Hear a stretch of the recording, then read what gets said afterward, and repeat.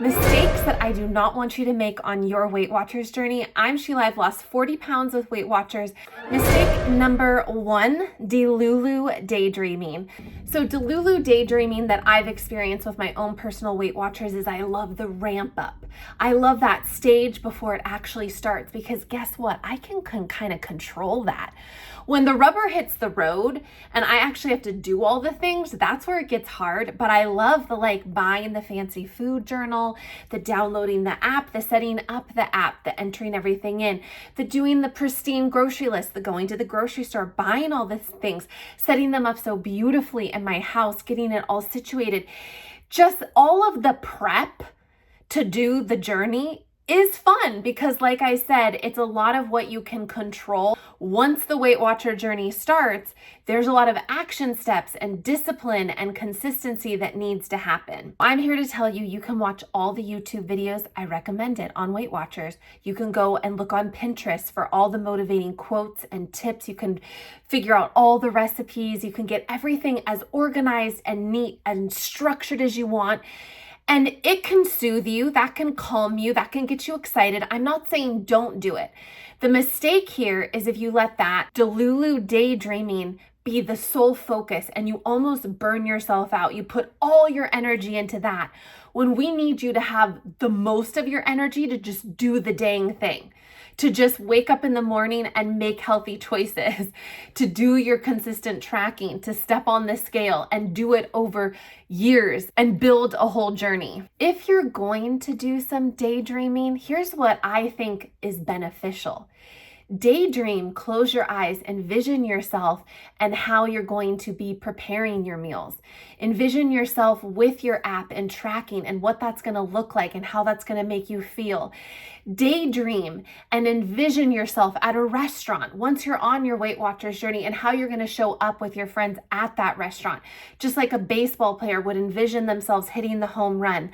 I think more productive daydreaming on this journey is envisioning yourself in different scenarios and having plan A, plan B, your emergency plan of how you're going to do this journey when lifes, when things get complicated, when the stress comes in and life happens. That's when we need the go mode.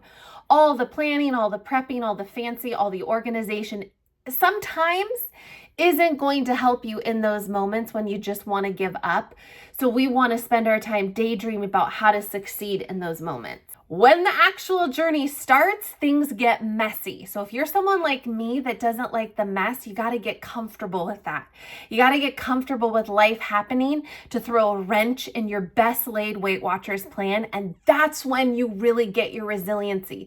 That's when the journey really starts. When you can plow through some of the challenges that you couldn't predict when you were in your Delulu daydreaming mode of all the ways it's just going to work out perfectly. That's when it really matters. Mistake number two. I think it's a big mistake on this journey to not be tracking, in addition to the food that you're tracking, where your emotions are at, your mood, your energy level.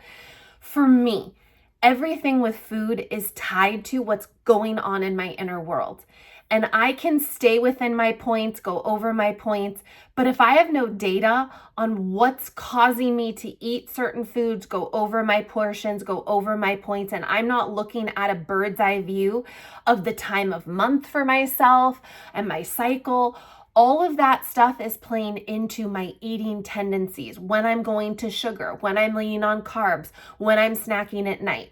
So however you need to figure it out, I highly suggest don't make the mistake of just being one-dimensional with your tracking, because you're a multi-dimensional human being, and your food and your emotions and where you're at in life is very much intertwined. And the more information that you can uncover of when you ate a food and what emotion or mood or wherever you're at, it's going to help you decode what's going on for you. When I started to do this, I learned that I was eating sugar consistently after lunch. It had become a default habit I had gotten into. I eat my lunch and I go for chocolate, I go for something sweet. And then what I noticed, because I did this tracking, I would have a sugar crash before dinner, which would then lead me into eating a bunch of snacks that were blowing up my points before dinner. So because I was tuned into my energy levels when I felt like I dipped, when I was getting hangry, I was able to say, oh, I run errands typically because I work from home. On some days, I'll go out and run errands at like 10 o'clock to 1 o'clock sometimes in that time frame. And I was noticing because of my tracking, not just the food, that I was getting hangry. And then I would buy something when I was out or run to the fast food or come home and eat like so much food when I got home from errands and just be hangry and moody. So I learned because of that tracking to pack myself the hard-boiled egg or eat it before I go, to bring the meat stick and eat that when I'm on the road so I could balance my blood sugar levels so that my mood stabilized and everyone around me was much happier. I really hope that you consider some way, whether it's when you track your food in the Weight Watchers app, you color code it with how you're feeling in that moment with a green emoji, a yellow emoji, or a red emoji, or you quick add and where you put the food in the Weight Watchers app, you put what mood you're at and then just enter it as a 0 point. And so that tracks into your calendar or your tracker, or you have a separate journal, or I know there's a ton of apps on the iPhone that you can get for mood tracking. I think you'll be fascinated once you start understanding your mood, your emotions, how that can help provide you answers with food that's going to help you stabilize your energy levels and stabilize your emotions, because I think that emotions play into comfort food eating and for me overeating. So if I look at both of those factors and I can stabilize them and really figure out how they can play nicely together, I'm coasting through my day. Mistake number 3, I like to call portion explosion. So we've got healthy foods. You go to the grocery store, you scan the Kodiak pancakes, you scanned items, they're low points, and you get excited and you purchase them and you bring them home. You're scanning like low point cheese puffs and low point crackers and pancake mix and cake mix and ooh, this no sugar brownie mix is so low point, and you bring it all home. And the thing here is, even though it's low points, it comes in a big package. And if you're not careful, you could eat the whole thing. If you're not used to measuring out, which typically when I started my Weight Watchers journey, I wasn't used to measuring portions out and eyeballing portions. So for me, it was doubly important to maybe think twice before I'm bringing the big bag, bringing the big box, that it could distort. Yes, it's healthy. That doesn't mean I can just eat as much as I want.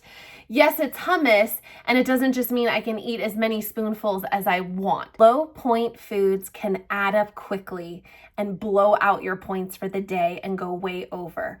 So some of my tips are, when you bring foods home, Sharpie right on the packaging what the point value is, what the portion is, and make it nice and big, or slap a Post-it on it so that when you see it, when you open up the cabinet, you know immediately, oh yeah, 1/4 of a cup.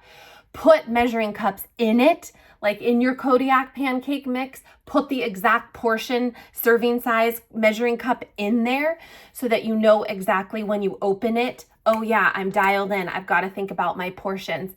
At the beginning of my journey, when I was still eating a lot of goldfish and more processed crackers, I would get the little sandwich baggies, measure them out, pour it in, and then put that in my cabinet so that it was cheaper to just buy the box instead of the individual portions. But then I was making the individual portions to click my brain like, oh yeah, this is the serving size. Yes, this is healthy, but I still need to enjoy it within the serving size.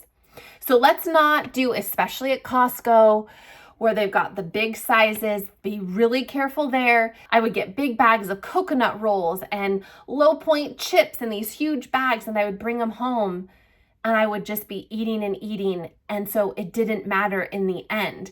Like, even though it was low in points, I was consuming 3 times the amount because it was healthy and I had no vision and no plan for the portion size. Okay, mistake number 4 is partnering up. And I'm going to make a caveat here. Yes, doing this journey with a partner can be incredible. And if that works for you, more power to you. Your child, your daughter, your husband, your best friend, your coworker. I have nothing against you starting your Weight Watchers or doing this journey with a friend. I've done it many times. My mistake here and my tip based on my own personal experience is every time I did the journey with someone else, I made them join with me, or we decided to join together, or they wanted me to join, I always quit. I would lose weight, I'd be really pumped up, and then they'd quit, and then I lose my momentum because they quit and we lost steam, and then I gain all the weight back. I just am trying to tell you, be careful when you put your eggs in all the basket of somebody else and you tie your success to somebody else. We're gonna do it together. We're gonna meal prep together. We're gonna go on walks together. Like, that's great.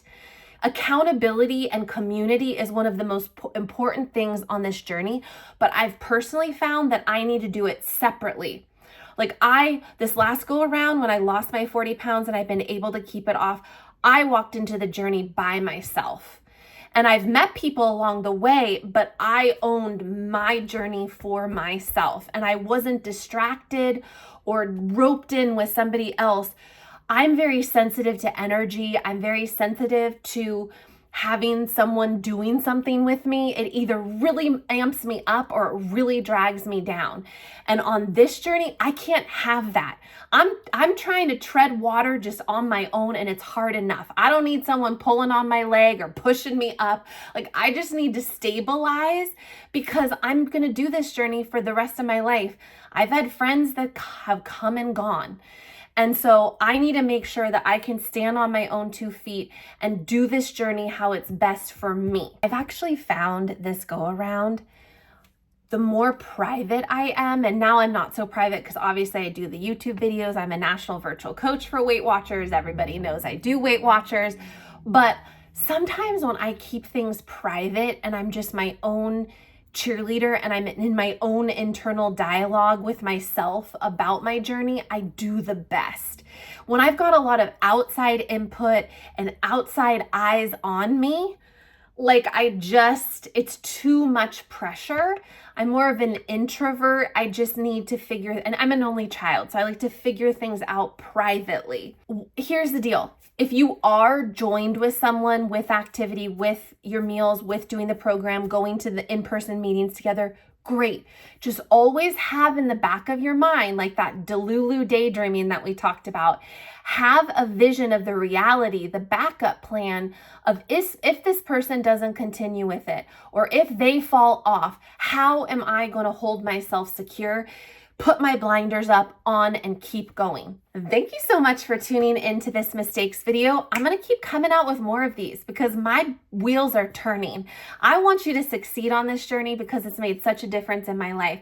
Just a heads up, I'd really like you. I've got this secret audio library that is jam-packed full of weight loss, wellness, motivation audios that I have created that you can't access anywhere but in this secret hub. It's in my Patreon. I'm going to put a link down below so that you can check it out. I also offer one-on-one coaching if you're interested in that.